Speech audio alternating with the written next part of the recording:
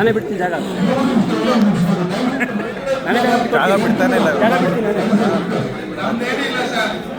1 ನಿಮಿಷ ಅಂದ್ರೆ 1 ನಿಮಿಷ, 2 ನಿಮಿಷ ಅಂದ್ರೆ 2 ನಿಮಿಷ, 3 ನಿಮಿಷ ಅಂದ್ರೆ 3 ನಿಮಿಷ. ಹೈಕೋರ್ಟ್ನಲ್ಲಿ 2 ನಿಮಿಷದಿಂದ 10 ಸೆಕೆಂಡ್ ಮುಂದೆ ಕೊನೆಯವರು 6 ನಿಮಿಷ ಮಾತಾಡಿದ್ರು. ಒಂದೇ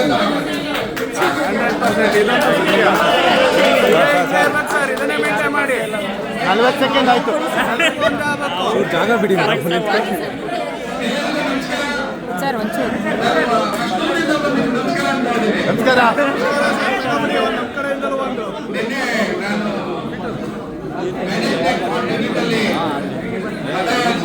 ಪರಿಚಯ ಮಾಡ್ಕೊಳ್ಳುವಾಗ ಅವರೇ ಹೇಳಿದ್ರು ಕ್ರಮ ಸಂಖ್ಯೆ 1 ನಂಜಪ್ಪ ಕಳೆಗೌಡ ಅಂತ.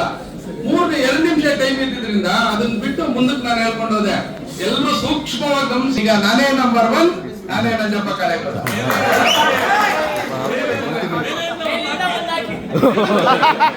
ಮೇಲಿಂದ ಕರೆಕ್ಟ್, ಮೇಲಿಂದ ನನಗೆ ಗೊತ್ತಾದ್ರೆ 3 ನಿಮಿಷ 1 ನಿಮಿಷ. ಸ್ನೇಹಿತರೆ 1 ನಿಮಿಷ ನಾನು ಹೇಳೋದನ್ನ ಕೇಳಿಸ್ಕೊಳ್ಳಿ. ನನಗೊಂದು ಅವಕಾಶ. ನನಗೂ ಮೇಳಗೂ ಅವಿನಾಭಾವ ಸಂಬಂಧ. ನಾನು ನನ್ನ ಜೀವನದಲ್ಲೇ ಮೊದಲು ಕೋರ್ಟ್ಗೆ ಅಂತ ಬಂದಿದ್ದು ಇದೇ ಮೇಯಲ್ ಕೋರ್ಟ್ಗೆ. ಕೋರ್ಟ್ ನಂಬರ್ 22 ಬಾಲಕೃಷ್ಣ ಅಂತ ಜಡ್ಜ್ ಇದ್ರು.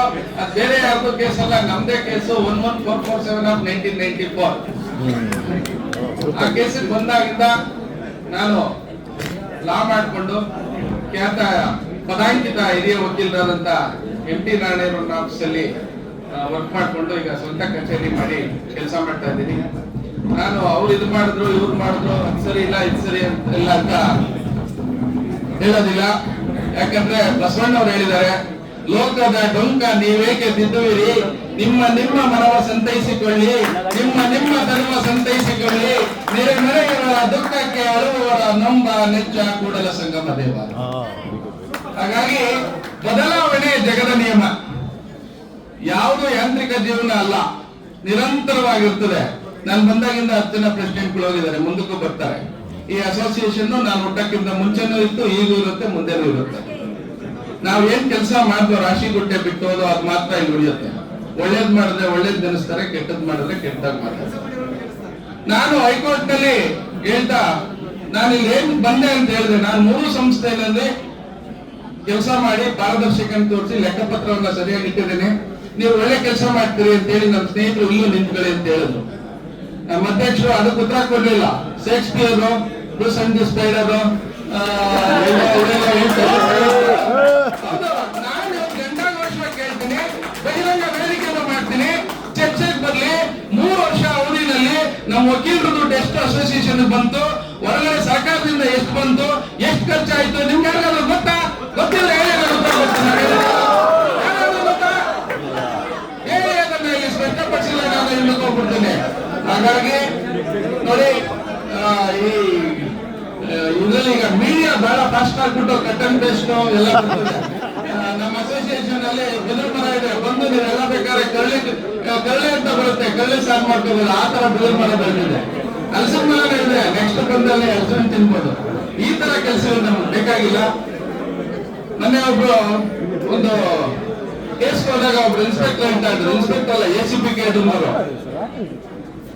ಯಾವ ಒಂದು ಕೇಸಲ್ಲಿ ಹೆಸರು ಬೇಡ, ಅದು ಬಹಳ ಕಾಂಟ್ರವರ್ಷಿಯಲ್ ಕೇಸು. ಆ ಕೇಸಲ್ಲಿ ರಿಯಲ್ ಅಕ್ಯೂಸ್ಡ್ ಅಂದ್ರೆ ಹೈಕೋರ್ಟ್ ಅಂತ ಹೇಳಿದ್ರು. ರಿಯಲ್ ಅಕ್ಯೂಸ್ಡ್ ಅಂದ್ರೆ ಹೈಕೋರ್ಟ್ ಅಂದ್ರು ಮೇಲ್ಪಟ್ಟಿದ್ದ ವಿಚಾರದಲ್ಲಿ. ಅದನ್ನ ನಮ್ಮ ಅಸೋಸಿಯೇಷನ್ ಖಂಡಿಸಿಲ್ಲ, ಖಂಡಿಸ್ಬೇಕಿತ್ತದನ್ನ. ಆತರ ನಾನು ಯಾವುದೇ ರೀತಿ ಆಶ್ವಾಸನೆಯನ್ನ ಇಲ್ಲಿ ಕೊಡೋಲ್ಲ. ಯಾಕಂದ್ರೆ ಏನಂದ್ರೆ ಹೇಳ್ತೀನಿ, ಅಧ್ಯಕ್ಷರು ಹೇಳ್ತಾರೆ.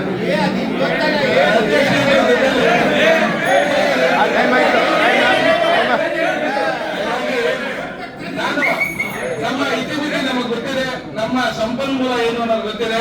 ನಾವು ಯಾವುದೇ ಅಭಿವೃದ್ಧಿ ಮಾಡ್ಬೇಕಾದ್ರೆ ಸರ್ಕಾರದ ಹಣವನ್ನು ತರಬೇಕಾಗ್ತದೆ. ಹಾಗಾಗಿ ವಕೀಲರ ಅನುಕೂಲಕ್ಕಾಗಿ ಸರ್ಕಾರದಿಂದ ಬರ್ತಕ್ಕಂಥ ಯಾವುದೇ ಅನುದಾನ ಇರ್ತಕ್ಕಂಥದ್ದನ್ನ ತಂದು ನನ್ನ ಕೈಲಾದ